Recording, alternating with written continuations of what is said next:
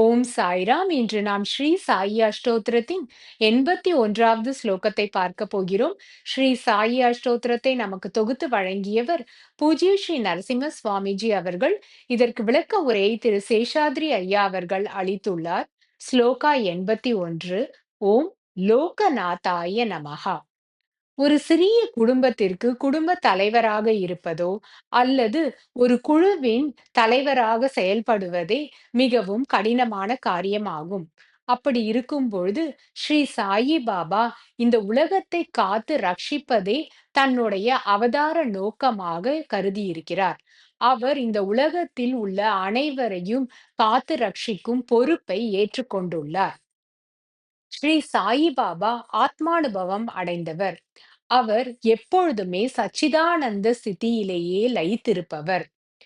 அத்தகைய பரமாத்மனுடன் எப்பொழுதுமே லயித்திருக்கும் ஸ்ரீ சாயி பாபா எங்கும் வியாபித்துள்ள அந்த பரமாத்மனின் குணாதிசயங்கள் அனைத்துமே அவர் கிடைக்கப் பெற்றவர்.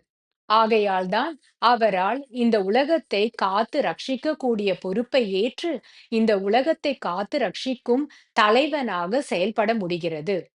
ஓம் சாய்ராம்.